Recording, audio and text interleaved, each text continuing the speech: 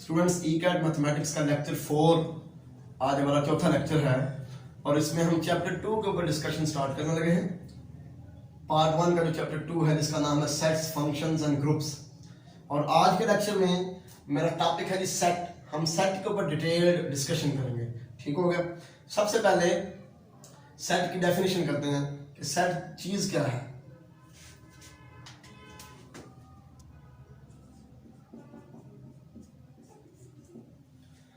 A well-defined collection of distinct objects is called a set. मुख्तलिफ अशिया का एक वाज़े मजमुआ सेट कहलाता है। A well-defined collection of distinct objects is called a set. मुख्तलिफ ऑब्जेक्ट्स का एक वाज़े मजमुआ। अब यहाँ पे डिस्टिंक्ट का मतलब तो मुख्तलिफ हो गया ना, तो जो वाज़े लफ्ज़ है वेल डिफाइंड, इसका क्या मतलब है। असल मैं आपको दो एग्जांपल्स देता हूँ।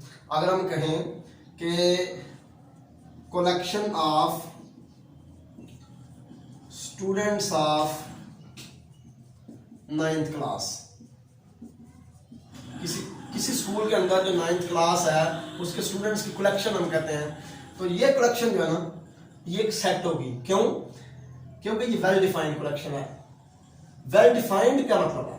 वेल डिफाइंड ये है कि अगर हमारे पास एक कलेक्शन हो मौजूद, ठीक है, और हमें कोई और एलिमेंट दिया जाए, कोई चीज दी जाए, हमें पूछा जाए कि बताएं कि ये जो चीज है ये इस कलेक्शन से ताल्लुक रखती है कि नहीं, ये भी इसका मेंबर है कि नहीं, ठीक है। अगर हम बता सकें कि ये इसका मेंबर है कि नहीं, तो फिर जो कलेक्शन है ये वेल डिफाइंड कलेक्शन होती है, अदरवाइज वेल डिफाइंड कलेक्शन नहीं होती, ठीक हो गया। तो collection of students of 9th class जो है ये वेल डिफाइंड कलेक्शन है, क्योंकि हमें कोई भी स्टूडेंट कहा जाए कि ये बताएं ये इस कलेक्शन में मौजूद है कि नहीं, यानी कि 9th क्लास का स्टूडेंट है कि नहीं, तो हम बता सकते हैं, ठीक हो गया। तो ये वेल डिफाइंड कलेक्शन है, लिहाजा ये तो सेट होगी, ठीक है। अब अगर कहा जाए collection of good books of physics,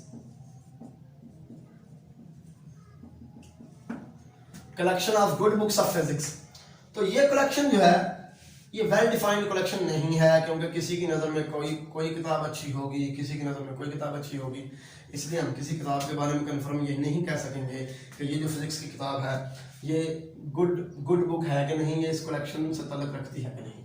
लिहाजा ये कलेक्शन वेल डिफाइंड नहीं है और ये सेट भी नहीं है, ठीक हो गया। तो मैं वेल डिफाइंड दोबारा बता दूं कि हमारे पास एक कलेक्शन मौजूद है, उस कलेक्शन को हम वेल डिफाइंड कहते हैं। अगर हमें कोई ऑब्जेक्ट दिया जाए और हमसे पूछा जाए कि बताएं ये ऑब्जेक्ट इस कलेक्शन को बिलोंग करता है कि नहीं, अगर हम बता सकें करता है कि नहीं, तो फिर ये कलेक्शन हमारी वेल डिफाइंड कलेक्शन होगी, ठीक हो गया। ये थी जी सेट की डेफिनेशन। डिस्टिंक्ट ऑब्जेक्ट्स का मतलब कि सेट के सारे एलिमेंट्स मुख्तलिफ होंगे। ये 2 दफा मैंने बात रिपीट किया, 2-3 दफा, ताकि आपको क्लियर हो जाए। अब जो सेट है ना, इसको हम कैपिटल जो लेटर्स है ना A, B, C वगैरह, इनसे डिनोट करते हैं, ठीक हो गया। और सेट के एलिमेंट्स को स्मॉल लेटर्स से डिनोट करते हैं, ठीक हो गया, स्मॉल लेटर्स से। मेंबरशिप ऑफ अ सेट जो है ना, सेट के मेंबर, सेट के जो एलिमेंट है, अगर फर्ज करें कि ये ए जो है ये इस सेट को बिलोंग करे, तो हम लिखते हैं ए बिलोंग्स टू ए, ये सिंबल यूज होता है, ठीक है, इसका मतलब है ए बिलोंग्स टू ए। और अगर बी जो है ये सी का मेंबर नहीं है, तो हम लिखते हैं B is not a member of C, यानी कि B does not belongs to C, इस तरह लिखते हैं, ठीक हो गया। तो ये मेंबर होने के लिए ये सिंबल यूज होता है और मेंबर ना होने के लिए ये सिंबल यूज होता है। जो रिप्रेजेंटेशन है, representation of set, representation of sets, sets को रिप्रेजेंट करने के 3 मेथड हैं, ठीक है। पहला मेथड है जी डिस्क्रिप्टिव मेथड, डिस्क्रिप्टिव मेथड या सेट की डिस्क्रिप्टिव फॉर्म, डिस्क्रिप्टिव मेथड या सेट की डिस्क्रिप्टिव फॉर्म, ठीक है। जो दूसरा मेथड है वो है जी tabular form, tabular form.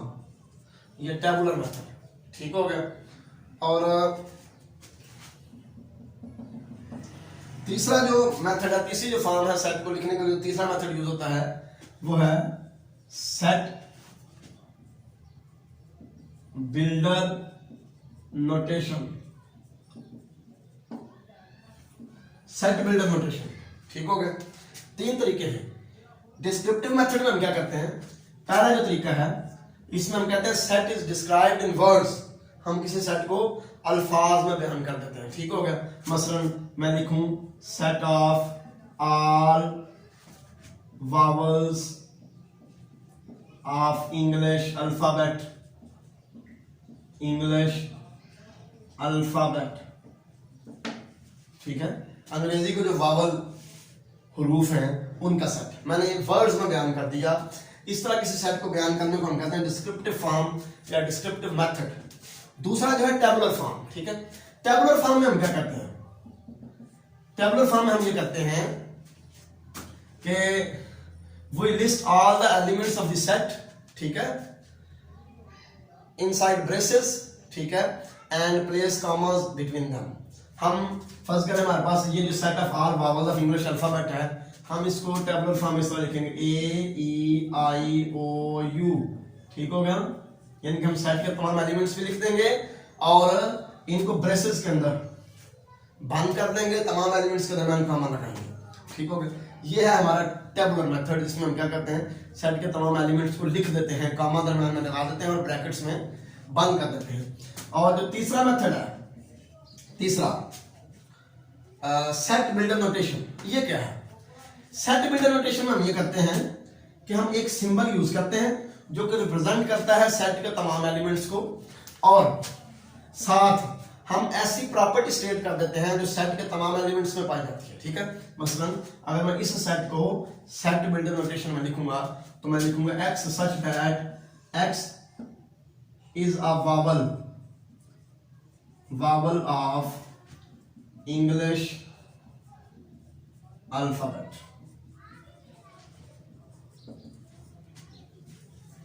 x such that x is a vowel of English alphabet, ठीक है। इस तरह यानी कि जो सेट बिल्डर नोटेशन है इसमें क्या करना है, सेट बिल्डर फॉर्म में हमने एक सिंबल यूज करना है जो कि तमाम एलिमेंट्स को रिप्रेजेंट करेगा, सेट के तमाम एलिमेंट्स को, और साथ सेट के तमाम एलिमेंट्स में पाई जाने वाली जो कॉमन प्रॉपर्टी है वो हम स्टेट करते हैं, ठीक हो गया।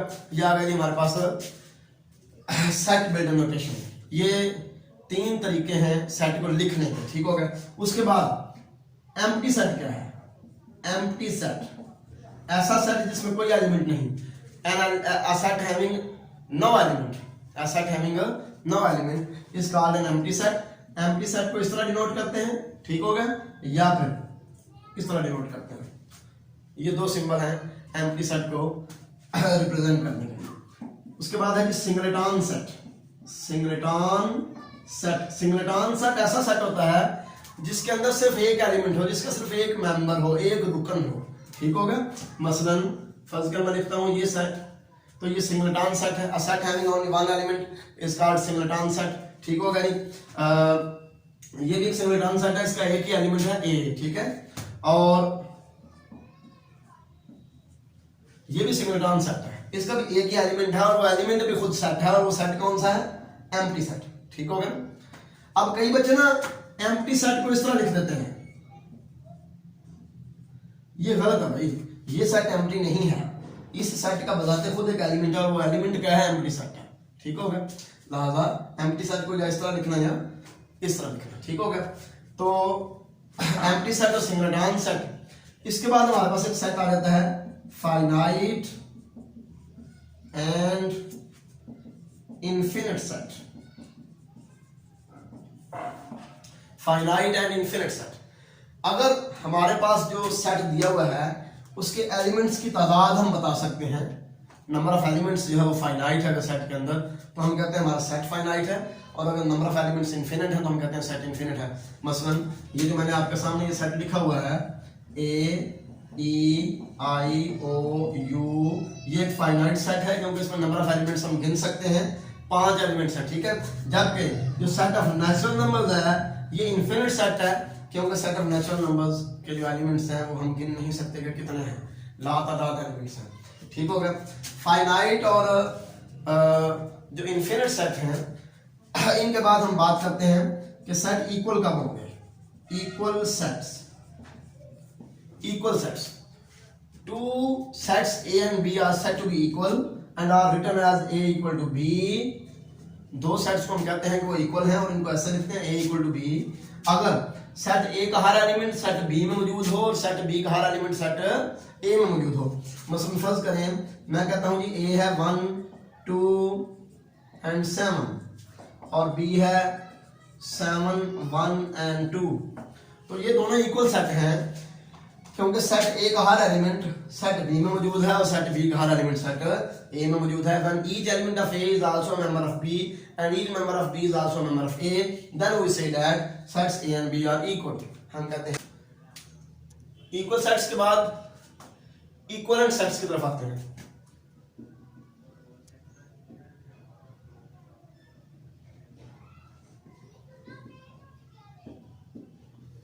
इक्विवेलेंट सेट्स कौन से होते हैं?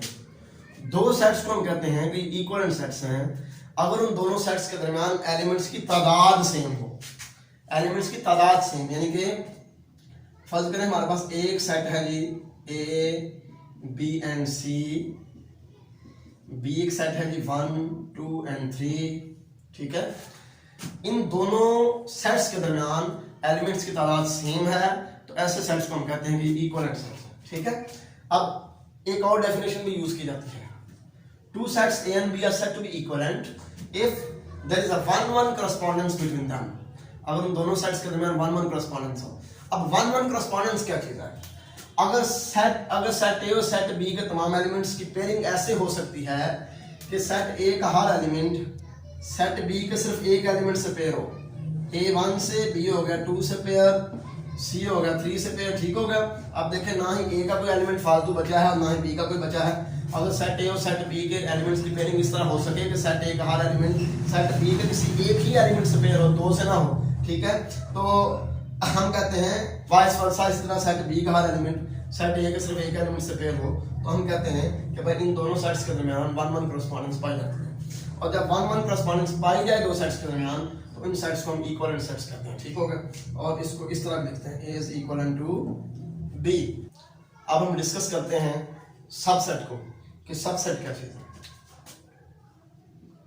Subset, set A is called subset of set B। Set A को हम कहते हैं कि ये सेट B का सबसेट है if every element of A is also an element of B। अगर A का हर एलिमेंट B का भी एलिमेंट हो।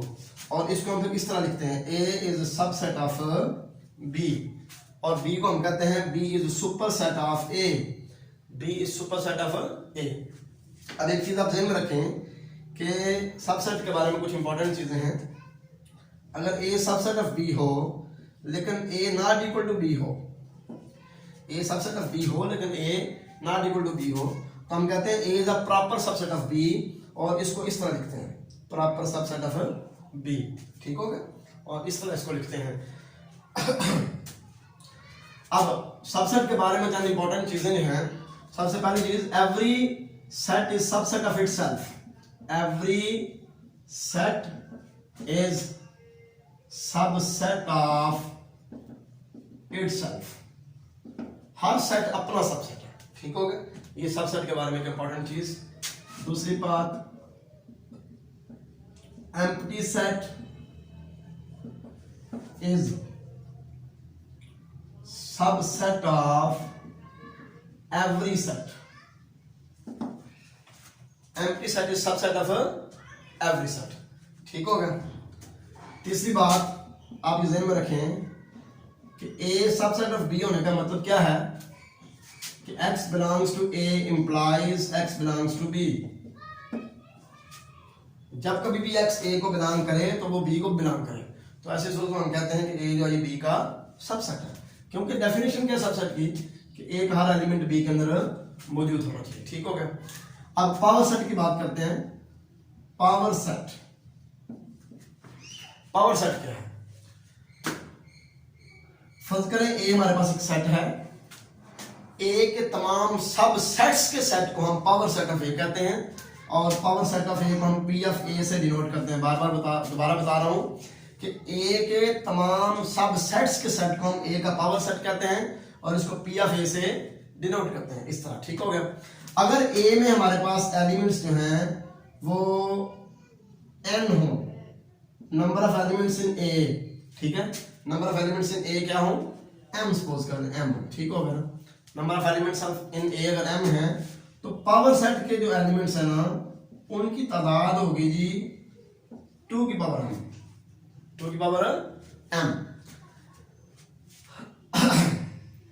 Number of elements in power set क्या होंगे, 2 की पावर m, क्योंकि अगर हमारे पास एक सेट हो ना a जिसके एलिमेंट्स की तादाद 3 है तो a के सबसेट्स की तादाद होती है 2 की पावर 3, 2 की पावर 3, ये आप चेक कर सकते हैं। ठीक हो गया। तो क्योंकि पावर सेट में तमाम सबसेट्स आते हैं, set of all subsets of A is called power set of A, तो इसलिए पावर सेट्स के एलिमेंट्स की तादाद क्या होगी, 2 की पावर m। यहाँ पे मैं प्रॉपर सेट और प्रॉपर सबसेट और सिर्फ सबसेट की बात कर रहा था।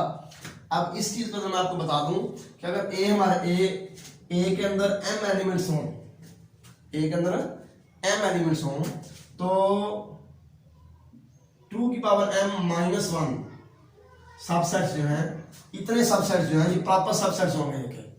ये 1 माइनस क्यों आया अंदर से, क्योंकि ए के अंदर अगर m एलिमेंट्स हैं तो टोटल उसके सबसेट्स की तादाद है 2 की पावर m, तो उसमें से ए खुद अपना प्रॉपर सबसेट है, m प्रॉपर सबसेट है, बाकी सारे क्या हैं, प्रॉपर सबसेट है। ठीक है। तो लिहाजा अगर हमने प्रॉपर सबसेट्स की तादाद निकालनी हो तो वो क्या होगी, 2 की पावर m माइनस 1। यानी कि अगर हमारे पास एक सेट है जिसके अंदर 3 एलिमेंट्स क्या, 3 एलिमेंट्स हैं, तो इसके टोटल सबसेट्स की तादाद होगी 2 की पावर 3 यानी कि 8, जबकि ए के प्रॉपर सबसेट्स की तादाद होगी 2 की पावर 3 माइनस 1 यानी कि 7। ठीक है ना, क्योंकि ए अपना खुद प्रॉपर सबसेट नहीं है, बाकी सारे प्रॉपर है, ए के अंदर से निकल गया तो 8 में से 1 माइनस हो गया तो 7। यही चीज मैं यहाँ पे बता रहा हूँ कि अगर ए के एलिमेंट्स की तादाद m है तो उसके प्रॉपर सबसेट्स की तादाद 2 की पावर m माइनस 1 होगी। तो इसका मतलब है पावर सेट ऑफ ए के अंदर टोटल एलिमेंट्स 2 की पावर m होंगे, लेकिन पावर सेट ऑफ ए के अंदर ए के प्रॉपर सबसेट्स की तादाद क्या होगी, 2 की पावर m माइनस 1। ठीक हो गया, ये भी इंपॉर्टेंट चीजें हैं। अब पावर सेट को भी हमने डिस्कस किया है। ठीक है, अब मैं एक एग्जांपल देता हूँ सेट की, उसका पावर सेट फाइंड करके आपको देता हूँ ताकि आप इस बारे में क्लियर हो जाए। ए ई आई फर्ज करेंगे हमारे पास एक सेट है, सेट ए, हम इसका पावर सेट लिखना चाहते हैं। ठीक है, तो देखें इसके पावर सेट के अंदर इसके तमाम सबसेट आने हैं। ठीक होगा ना, तो एम्प्टी सेट तमाम सेट्स का सबसेट होता है, राजा एम्प्टी सेट तो आएगा।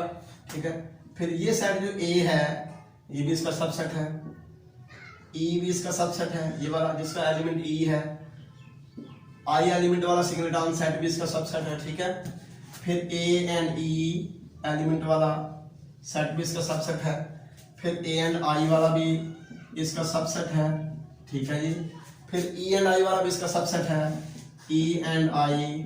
ठीक है, ई एंड आई, और उसके बाद फिर ये खुद भी अपना सबसेट है, ए ई आई। तो ये तमाम सबसेट्स हमने लिख लिए। तो सेट ए के तमाम सबसेट्स के सेट को हम पावर सेट कहते हैं, अभी मैंने डिफाइन किया। ठीक है ना, तो ये हमारे पास आ गया जी पावर सेट। अब यूनिवर्सल सेट क्या है, यूनिवर्सल सेट किसी डिस्कशन के दौरान एक तमाम सेट किसी एक सेट के सबसेट होते हैं, उस एक सेट को, बड़े सेट को हम यूनिवर्सल सेट कहते हैं। ठीक हो गया, तो यूनिवर्सल सेट क्या है, during a discussion while tackling a problem relating to sets, all the sets are subsets of a large set. That large set is called a universal set. अब sets के ऊपर ऑपरेशंस की बात कर लें, सबसे पहले बात करते हैं यूनियन की। यूनियन ऑफ टू सेट्स क्या है। ठीक है, फर्ज करें कि ए और बी हमारे पास दो सेट्स हैं, तो ए और बी के यूनियन को हम ए यूनियन बी से डिनोट करते हैं, और इसमें क्या होता है, set of all elements which are in A are in A are in B, जो या तो A के अंदर है या B के अंदर है, इन तमाम का सेट्स जो है वो A यूनियन B होता है। ठीक हो गया, अब आप ध्यान में रखें बात कि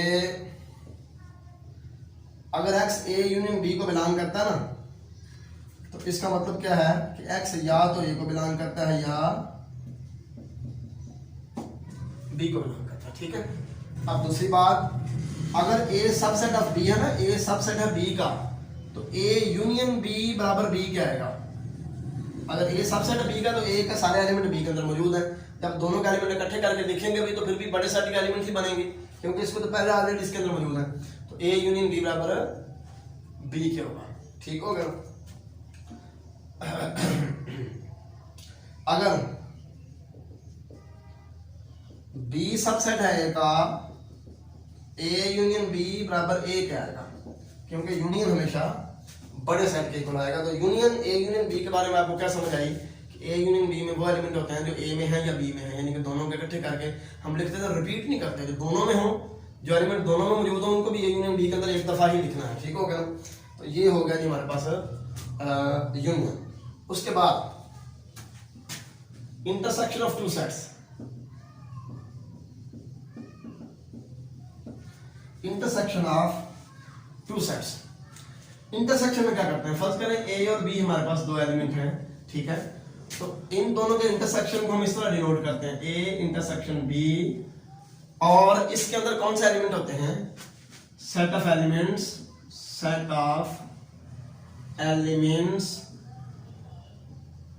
common to a and b, ऐसे एलिमेंट्स का सेट जो a और b में कॉमन है, दोनों में मौजूद है, ठीक है। मुश्तरक एलिमेंट्स हमने यहाँ पे लिखने हैं, इसलिए हम कह सकते हैं कि x belongs to a intersection b implies x belongs to a and x belongs to b। x belongs to a intersection b से हमें क्या पता चलता है कि x a का भी एलिमेंट है और b का भी एलिमेंट है, इसलिए इंटरसेक्शन में रहा। इसी तरह अगर ये चीज हमारे पास मौजूद हो तो हम इससे ये भी बोल सकते हैं x belongs to a and x belongs to b, this implies that x belongs to a intersection b, ठीक हो गया। अब अगर a सबसेट ऑफ b हो तो a इंटरसेक्शन b बराबर a आएगा। यूनियन में क्या था कि अगर a सबसेट ऑफ b हो तो a intersection b, a union b बराबर b क्या आ रहा था। यहाँ पे यह कह रहे हैं a सबसेट ऑफ b हो तो a इंटरसेक्शन b बराबर a क्या आएगा, क्योंकि इंटरसेक्शन में कॉमन एलिमेंट होते हैं। a सबसेट है b का, a सारे का सारा b के अंदर मौजूद है, तो फिर a सारे का सारा ही कॉमन होगा, ठीक है। इसलिए a इंटरसेक्शन b बराबर a क्या आएगा। अगर b सबसेट ऑफ a हो तो a इंटरसेक्शन b बराबर b क्या आएगा, ठीक होगा ना। यूनियन और इंटरसेक्शन के बाद हम लोग डिसजॉइंट सेट की बात करते हैं कि डिसजॉइंट सेट्स कौन से होते हैं। Two sets are said to be disjoint if their intersection is empty, या आप ऐसे कह सकते हैं two sets are said to be disjoint if they have no common element, अगर उनमें कोई एलिमेंट भी कॉमन ना हो, यानी कि अगर दो सेट्स का इंटरसेक्शन एम्प्टी हो तो हम कहते हैं कि दोनों सेट्स आपस में क्या है, डिसजॉइंट है। मतलब फर्ज करें मैं लिखता हूँ कि a इक्वल है जी a b c, ठीक है, जबकि b में लिख देता हूँ d e f, तो इनमें कोई एलिमेंट भी कॉमन नहीं है, लिहाजा इनका इंटरसेक्शन एम्प्टी है और ये डिसजॉइंट सेट्स है, ठीक है। डिसजॉइंट के बाद ओवरलैपिंग की बात आती है कि ओवरलैपिंग सेट्स कौन से होते हैं। ओवरलैपिंग सेट्स ऐसे सेट्स जिनका इंटरसेक्शन एम्प्टी नहीं होता, मतलब they have some elements in common, कि उन दोनों में कुछ एलिमेंट्स कॉमन होते हैं, ठीक है। तो ऐसे सेट्स को हम कहते हैं कि ये ओवरलैपिंग सेट्स हैं। a इंटरसेक्शन b अगर एम्प्टी ना हो तो हम कहते हैं कि सेट्स आर ओवरलैपिंग सेट्स। इसके बाद अब बात आ जाती है जी डिफरेंस ऑफ टू सेट्स की। Difference of two sets, difference of two sets, ये क्या है। a और b अगर दो सेट्स हैं, ठीक है, तो a माइनस b क्या होगा, set of all those elements of a which are not in b, set of all those elements of a which are not in b। a के उन तमाम एलिमेंट्स का सेट जो b में नहीं है उसको हम a माइनस b कहेंगे। इसी तरह b माइनस a होगा set of all elements of b which are not in a, set of all elements of b which are not in a, ठीक हो गया। तो हम ये भी कह सकते हैं कि अगर a माइनस b को हम इस तरह लिख सकते हैं x belonging to A such that x does not belongs to B, ठीक है। इसमें A का वो एलिमेंट लेना है जो B में नहीं है, ये आ गया डिफरेंस। उसके बाद है जी symmetric difference of two sets, difference of two sets, symmetric difference of two sets. ये क्या चीज है? ए और बी के सिमेट्रिक डिफरेंस को हम इस तरह डिनोट करते हैं, ए डेल्टा बी, ठीक है। और ये किसकी इक्वल होता है जी? ए माइनस बी और बी माइनस ए का यूनियन, यानी कि हम ए के जो एलिमेंट बी में नहीं है उनका सेट ले लें, फिर बी के जो एलिमेंट ए में नहीं है उनका सेट ले लें, दोनों का यूनियन ले लें, तो इसको हम कहते हैं symmetric difference of two sets A and B, ठीक है। मसलन फर्ज करें, मैं कहता हूं कि ए हमारे पास सेट है जी 1, 7 एंड 9, ठीक है। बी हमारे पास सेट है 7, 1 एंड 18, ठीक है। तो सबसे पहले हम a माइनस बी मालूम करेंगे। a के जो एलिमेंट b में नहीं है तो वो सिर्फ 9 है, ठीक है। फिर हम मालूम करेंगे b के जो a में नहीं है, b के जो a में नहीं है तो वो सिर्फ 18 है, ठीक होगा ना। अब हम इन दोनों का यूनियन अगर ले लें तो ये जो 9 एंड 18 एलिमेंट्स का ये जो सेट बनता है ना, ये 9 और 18 का जो सेट बनता है, ये है जी symmetric difference of a and b, a minus B union b minus a, ठीक है। जिसे हम इस तरह डिनोट करते हैं, symmetric difference of A and B. ये हमारे पास जो है सिमेट्रिक डिफरेंस आ गया। सिमेट्रिक डिफरेंस के बाद हम बात करते हैं जी कंप्लीमेंट ऑफ ए सेट क्या है। Complement of A set, complement of A set क्या है? Let you is universal set, फर्ज करें यू यूनिवर्सल सेट है and A is a subset of you, ठीक है। A is a subset of U. Then complement of A is defined as U minus A. Set of all elements of U which are not included in A is called complement of A. ठीक है, इसको इस तरह भी note करते हैं, A dash से भी नोट करते हैं और इस तरह भी नोट कर देते हैं, ठीक है। C लगा देते हैं ऊपर। तो complement of A क्या हुआ? Set of all elements of the universal set which are not contained in A. ठीक है जी। नेक्स्ट कुछ इंपॉर्टेंट लॉज हैं। आइडेंटिटी लॉस,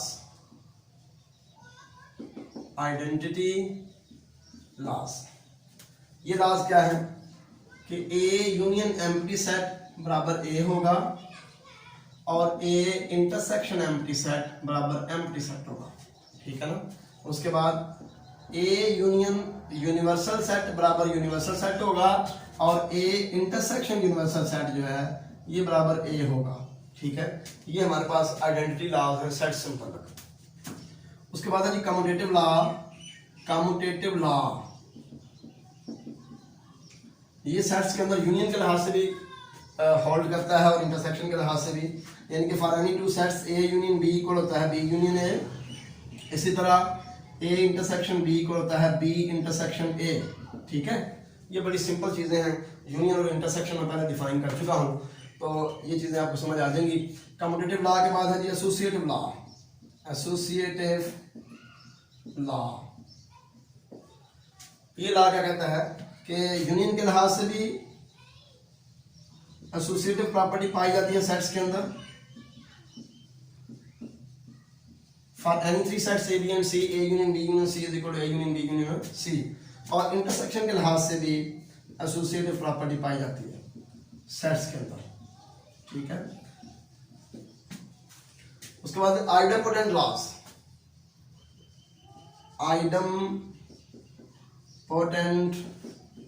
लॉस ये क्या कहते हैं? ये यूनियन के लिहाज से आइडमपोटेंट लॉ ये है कि A union A equal to A होगा। ये कॉमन सेंस की बात है। देखिए ए और ए का यूनियन ले लें तो वो भी ए का एलिमेंट, वो भी ए का एलिमेंट, तो सेट के अंदर एलिमेंट रिपीट करने की तो इजाजत नहीं है, तो लिहाजा ये ए ही होगा। और ए इंटरसेक्शन ए ये भी ए होगा, क्योंकि ये दोनों सेम है तो कॉमन सारे के सारे एलिमेंट होंगे, ये ए ही आ जाएगा, ठीक है। उसके बाद है जी डिस्ट्रीब्यूटिव लॉस। डिस्ट्रीब्यूटिव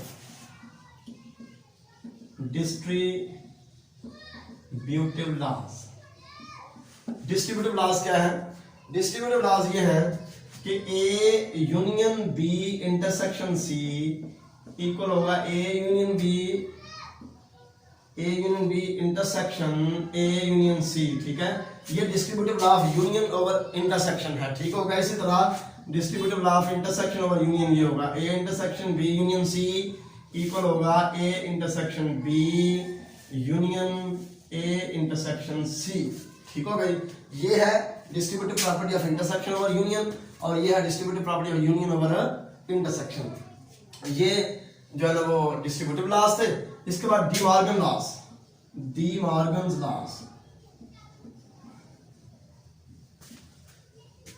लॉस क्या है कि ए यूनियन बी का कंप्लीमेंट बराबर है जी A complement intersection B complement, ठीक है। ये भी डी मॉर्गन लॉ है, A intersection B complement equal है जी A complement union B complement, ठीक हो गया। तो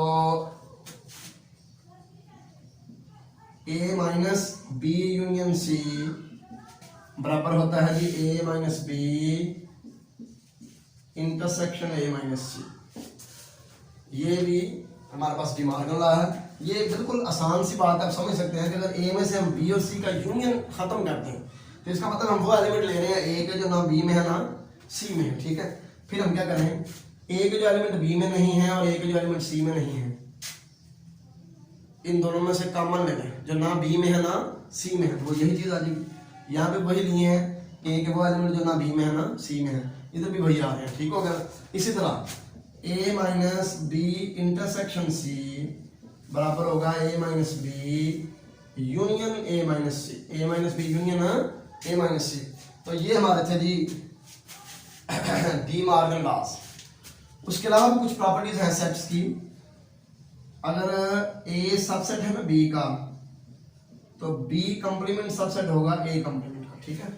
क्योंकि अगर ए सबसेट है बी का, ए छोटा है और बी बड़ा है, तो फिर बी का कंप्लीमेंट छोटा होगा, क्योंकि बी खुद बड़ा है, बी का कंप्लीमेंट छोटा हो जाएगा और ए बड़ा हो जाएगा। बी कंप्लीमेंट सबसेट है ए कंप्लीमेंट हो जाएगा। ए माइनस बी इक्वल होगा A intersection B complement. A minus B का क्या मतलब है, ए के जो बी में नहीं है। अब ए के जो बी में नहीं है वो कहाँ पे है, बी के कंप्लीमेंट में है, बी के। तो ये चीज भी देखें, ये इंटरसेक्शन क्या आ रहा है, जो ए और बी के कंप्लीमेंट में कॉमन है, ठीक है। इसमें ए के वो एलिमेंट जो बी के कंप्लीमेंट में है, ये भी ए के वो एलिमेंट जो बी के कंप्लीमेंट में, ठीक है। इसी तरह अगर ए यूनियन बी और ए इंटरसेक्शन बी ये इक्वल आ रहे हैं, तो ये इसका मतलब अंडरस्टूड बात है कि ए और बी इक्वल सेट्स हैं, ठीक है। अदरवाइज ये पॉसिबल ही नहीं है कि ए यूनियन बी और ए इंटरसेक्शन बी हमारा इक्वल आ जाए, ऐसा पॉसिबल नहीं है, ठीक है। ऐसा सिर्फ तब पॉसिबल है जब ए और बी दोनों इक्वल हो, ठीक हो गया। अब नेक्स्ट जो है ना, मैं आपके सामने डिस्कस करता हूं कार्डिनल नंबर ऑफ सेट क्या है। कार्डिनल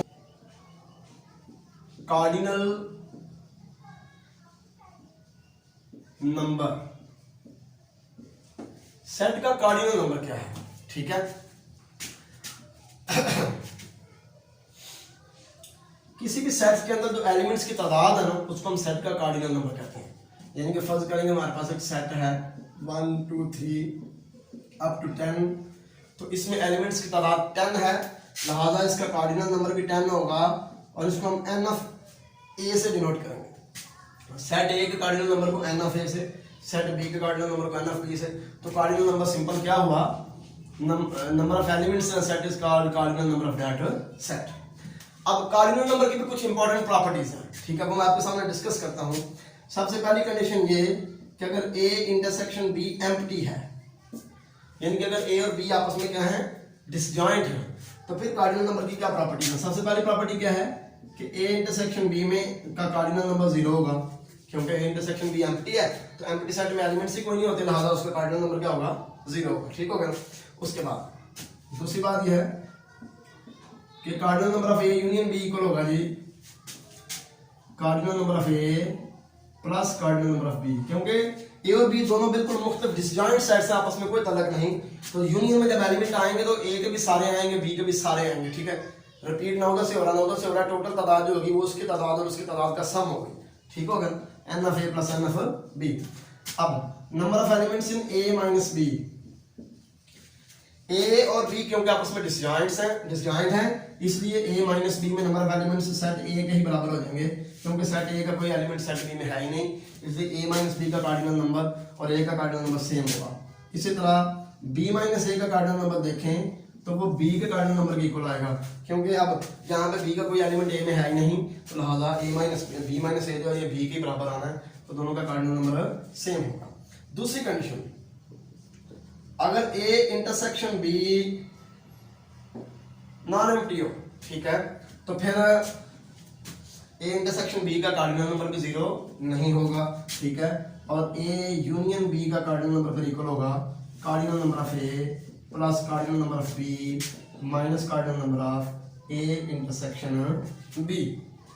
क्योंकि देखें ए यूनियन बी में कुछ एलिमेंट कॉमन है, जब हमने इसका कार्डिनल नंबर लिया तो टोटल एलिमेंट्स आ गए, ए यूनियन बी की टोटल तादाद आ गई, फर्स्ट करें 20 एलिमेंट्स हैं, तो इसका कार्डिनल नंबर आ गया 20।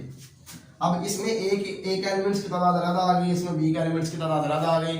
अब इनमें कुछ कॉमन था, वो इसमें भी गिना गया, वो इसमें भी गिना गया, ठीक है, 2 दफा गिना गया, तो हम क्या करेंगे, एक दफा कॉमन एलिमेंट्स की तादाद को माइनस कर देंगे अंदर से, यानी कि cardinal number of A intersection B minus कर देंगे, ठीक हो गया। तो ए माइनस बी का कार्डिनल नंबर क्या होगा, ए माइनस बी का कार्डिनल नंबर, ए के जो एलिमेंट्स बी में नहीं है उनकी तादाद, हम क्या करेंगे, हम ए के एलिमेंट्स की तादाद निकाल के उसमें से जो कॉमन एलिमेंट्स हैं उनकी तादाद माइनस कर देंगे, ठीक है, तो ये cardinal number of A minus B आ जाएगा। इसी तरह cardinal number of B minus A भी इस तरह निकालेंगे, ठीक होगा ना, कि बी के एलिमेंट्स की तादाद निकाल के तो उसमें से जो कॉमन एलिमेंट्स हैं उनकी तादाद माइनस कर देंगे, तो ये हमारे पास cardinal number of B minus A आ जाएगा, cardinal number of B minus cardinal number of A intersection B. तीसरी पॉसिबिलिटी कि अगर ए सबसेट हो बी का, ए सबसेट हो बी का, तो फिर cardinal number of A intersection B जो है वो कार्डिनल नंबर ऑफ ए के इक्वल आएगा, क्योंकि जब ए सबसेट है बी का तो ए और बी का इंटरसेक्शन ए के इक्वल होना है, लिहाजा दोनों का कार्डिनल नंबर सेम होगा। तो जो cardinal number of A union B होगा ये कार्डिनल नंबर ऑफ बी के इक्वल होगा, कार्डिनल नंबर ऑफ बी के इक्वल होगा, क्योंकि ए यूनियन बी जो बी के बराबर आएगा, लिहाजा दोनों का कार्डिनल नंबर भी सेम होगा। Cardinal number of A minus B जो है ये किसके इक्वल होगा, जब ए बी का सबसेट है, ए के सारे एलिमेंट बी के अंदर मौजूद हैं, तो ए माइनस बी एम्प्टी है, लिहाजा इसका कार्डिनल नंबर क्या होगा, 0, ठीक है, इस केस में कार्डिनल नंबर 0 होगा, क्योंकि मैंने यहाँ पे बताया कि किसी भी सेट का कार्डिनल नंबर क्या है, उसके एलिमेंट्स की तादाद, ठीक है ना। तो चौथा, अब जो बी माइनस ए है, बी के जो एलिमेंट्स ए में नहीं है वो हम क्या करेंगे, बी का कार्डिनल नंबर निकाल के उसमें से माइनस कर देंगे ए इंटरसेक्शन बी का कार्डिनल नंबर, यानी कि बी के कार्डिनल नंबर में से कॉमन एलिमेंट्स की तादाद को माइनस कर देंगे, तो ये चीज हमारे पास आ जाएगी cardinal number of B minus A. अब जो चौथा है कि अगर चौथा ऑप्शन है कि अगर बी सबसेट ऑफ ए हो, बी सबसेट ऑफ ए, तो अब बी के सारे एलिमेंट्स ए के अंदर मौजूद हैं, तो कॉमन क्या हुआ, कॉमन हुआ बी, तो लिहाजा ए इंटरसेक्शन बी का कार्डिनल नंबर बी के कार्डिनल नंबर के इक्वल होगा, ठीक है। इसी तरह ए यूनियन बी का कार्डिनल नंबर ए के कार्डिनल नंबर के इक्वल होगा, क्योंकि ए यूनियन बी यहाँ पे ए के बराबर आ गया, ए बड़ा है, ठीक होगा ना। तो जो ए माइनस बी है, ए माइनस बी का कार्डिनल नंबर क्या होगा, बी सारे का सारा ए के अंदर मौजूद है, तो ए माइनस बी का कार्डिनल नंबर होगा cardinal number of A minus cardinal number of A intersection B, common elements अंदर से निकाल देंगे, ठीक हो गया। तो बाकी वो रह जाएंगे कि जो ए के एलिमेंट्स हैं जो बी में नहीं है, ठीक है, ए माइनस बी का कार्डिनल नंबर, तो cardinal number of B minus A क्या होगा, एम्प्टी, क्योंकि बी 0, क्योंकि बी के सारे एलिमेंट्स ए के अंदर मौजूद हैं, ठीक है, इसलिए बी माइनस ए जो है ये एम्प्टी होगा, तो number of elements in B minus A क्या हो जाएंगे, 0, ठीक है। ये कार्डिनल नंबर की कुछ प्रॉपर्टीज थी बड़ी इंपॉर्टेंट जो मैंने आपसे डिस्कस की हैं। नेक्स्ट हम आखिरी टॉपिक जो है ना आज के लेक्चर का वो डिस्कस करते हैं वेन डायग्राम, ठीक है। वेन डायग्राम क्या चीज है, वेन डायग्राम ये क्या चीज है। असल में हम ना सेट्स को डायग्राम की मदद से भी रिप्रेजेंट करते हैं और हमारी काफी सारी सिंप्लीफिकेशन में हमें आसानी होती है, ठीक है। जब हम सेट्स के बारे में सेट अलजेब्रा पढ़े होते हैं तो प्रॉब्लम्स में काफी आसानी होती है जब हम वेन डायग्राम्स को यूज करते हैं। वेन डायग्राम चीज क्या है, असल में वेन डायग्राम में ना हम लोग यूनिवर्सल सेट को एक रेक्टेंगल से रिप्रेजेंट करते हैं, रेक्टेंगल, ठीक है। और जो जितने भी सेट होते हैं बाकी प्रॉब्लम के अंदर, जो कि सारी बात है यूनिवर्सल सेट के सब सेट्स होते हैं, उन सेट्स को हम यूनिवर्सल सेट के अंदर एक क्लोज सिंपल क्लोज्ड कर्व से रिप्रेजेंट करते हैं। यानी कि ए अगर एक सबसेट है यूनिवर्सल सेट यू का, तो आप उसको इस तरह रिप्रेजेंट करेंगे, यू के अंदर ए बना देंगे, ठीक है। और जो ए का कंप्लीमेंट होगा, जिसे हम यू माइनस ए कहते हैं, यू के जो एलिमेंट ए में नहीं है उसको हम कैसे शो करेंगे, ये जो ए के बाहर वाला हिस्सा है, ये जो मैं शेड कर रहा हूँ, ए के बाहर वाला हिस्सा ये यू कंप्लीमेंट होगा, यू कंप्लीमेंट को हम इस तरह शो करेंगे, ठीक होगा। ये डायग्राम अब जो बन गई है, ये ए कंप्लीमेंट को शो कर रही है, अब ये ए को शो नहीं कर रही, ठीक है। अगर ये शेड ना करें तो फिर ये यू और ये ए हो गया, जब शेड कर दिया तो ये बाहर वाला जो ये ए कंप्लीमेंट है, यू का जो हिस्सा ए में नहीं है। अब मैं 4 केसेस डिस्कस करता हूं कि हम यूनियन को, ए यूनियन बी को कैसे वन डायग्राम से जाहिर करते हैं, ए इंटरसेक्शन बी को कैसे जाहिर करते हैं, ए माइनस बी को कैसे जाहिर करते हैं, और बी माइनस ए को हम कैसे जाहिर करते हैं लाइन डायग्राम के अंदर, ठीक होगा ना। तो ए यूनियन बी जो है ना, इसके लिए भी, इन सब के लिए 4 पॉसिबिलिटीज होंगी। अगर ए और बी आपस में डिसजॉइंट है, डिसजॉइंट मतलब इनमें कुछ भी कॉमन नहीं है, तो फिर क्या होगा, अगर A intersection B non empty है, इनके डिसजॉइंट नहीं है, फिर क्या होगा, किस तरह हम इसको जाहिर करेंगे इन सारी चीजों को। अगर जो है ना ए बी का सबसेट है, फिर क्या होगा, अगर बी ए का सबसेट है फिर क्या होगा, ठीक हो गया। ये सारी चीजें जो है वो मैं यहाँ पे डिस्कस करता हूँ।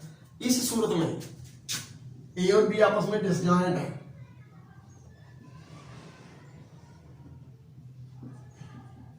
ठीक होगा ना, बिल्कुल अलग अलग में कुछ भी कॉमन नहीं है। तो यूनियन को जाहिर करने के लिए हम दोनों को शेड करेंगे, ए को भी और बी को भी, ठीक है। अगर ए और बी डिसजॉइंट है तो इंटरसेक्शन ए इंटरसेक्शन बी जो है ये कुछ भी शेड नहीं होगा, क्योंकि ये दोनों हैं डिसजॉइंट, इनमें कुछ कॉमन है ही नहीं, ठीक है। अगर ए और बी डिसजॉइंट है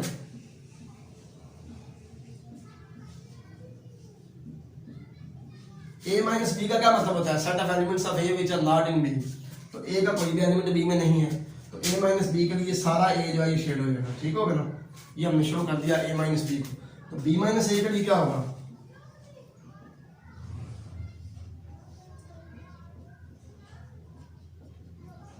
set of elements of B which are not in A, हम बी को शेड करेंगे सर, ठीक है। तो ये हमने इस पॉसिबिलिटी में जब ए इंटरसेक्शन बी एम्प्टी हो तो हमने बता दिया कि A union B, A intersection B, A minus B, B minus A किस तरह वन डायग्राम में शो होगा, ठीक होगा। अब हम चलते हैं जी दूसरी पॉसिबिलिटी, ए इंटरसेक्शन बी जब नॉन एम्प्टी है, यानी कि इनमें कुछ ना कुछ कॉमन है, ठीक होगा ना। तो इसमें शो भी अब ऐसे करेंगे इन सेट्स को, क्योंकि ए और बी में कुछ कॉमन है, इनका कुछ पोर्शन कॉमन है, इस तरह हम इनको शो करेंगे। अब ए यूनियन बी के लिए क्या होगा, ये सारा शेड होगा, बी भी सारा और ए भी सारा, लेकिन क्योंकि हमने रिपीट नहीं करना होता, ठीक है, इसलिए जितना हिस्सा कॉमन है वो एक दफे शेड होगा। ये हो गया A union B. A intersection B,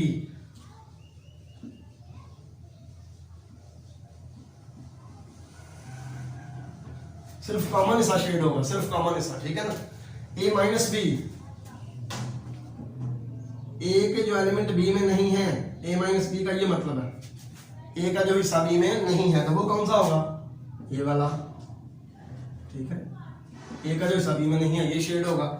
अब नेक्स्ट हम आ जाते हैं बी माइनस ए,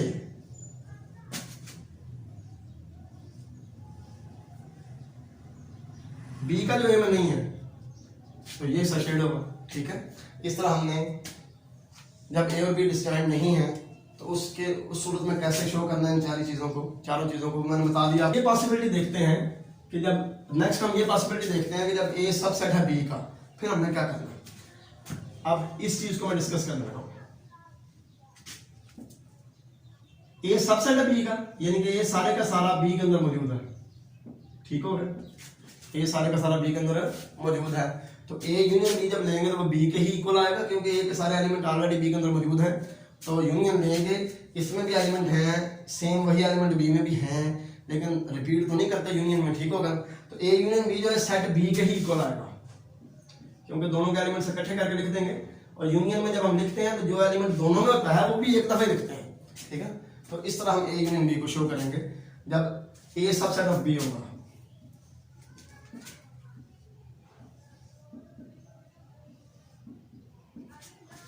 जब ए सबसेट ऑफ बी हो तो ए इंटरसेक्शन बी ए के इक्वल आएगा, क्योंकि इंटरसेक्शन में क्या आता है, कॉमन। तो ए सारे का सारा बी के अंदर मौजूद है, ए और बी में कॉमन क्या होगा, ए होगा, ठीक होगा।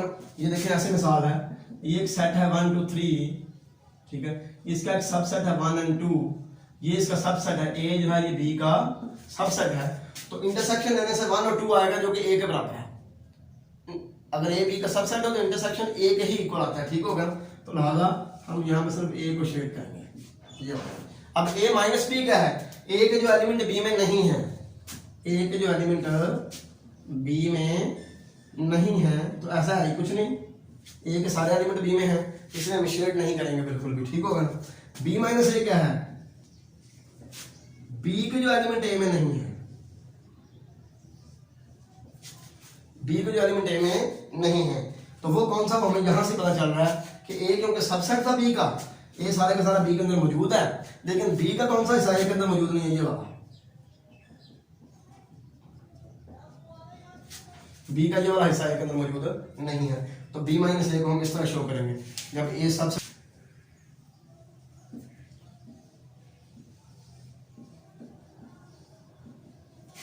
बी सबसेट है का, बी सारे का सारा ए के अंदर मौजूद है, तो फिर ए यूनियन बी का होगा, ए के बराबर होगा, क्योंकि ए यूनियन बी में दोनों के एलिमेंट्स इकट्ठे लिखने होते हैं, सिर्फ रिपीट नहीं करना होता, ठीक होगा। तो यूनियन लेने से क्योंकि ए बी सारे का सारा ए के अंदर मौजूद है, तो लिहाजा यूनियन जो है वो ए के इक्वल ही आ जाएगा। अब यहाँ पे देखें, ये फर्ज करें ये सेट बी है और ये सेट हमारे पास ए है, ठीक है। तो बी सारे का सारा ए के अंदर मौजूद है, जब दोनों का यूनियन लेंगे तो आएगा 1 2 3, यानी कि ए ही आ जाएगा, ठीक है। तो लिहाजा हम ए को शेयर कर देंगे। अब जब इंटरसेक्शन की बात होगी तो इंटरसेक्शन अगर बी सबसेट है ए का, तो इंटरसेक्शन छोटे सेट के इक्वल होता है, इन दोनों का इंटरसेक्शन है तो 1 2 आएगा, ठीक है, छोटा सेट बी। तो लिहाजा हम बी को शेयर करेंगे, ठीक हो गया। ए माइनस बी, ए के जो एलिमेंट बी में नहीं है, ठीक है, वो हम इसको शेड नहीं करेंगे, बी को हम शेड नहीं करेंगे यहाँ पे, ठीक है। हम क्या करेंगे, ए का वो पोर्शन जो बी में नहीं है उसको शेड करेंगे, ठीक होगा ना। और बी माइनस ए ये एम्प्टी शो होगा, क्योंकि देखें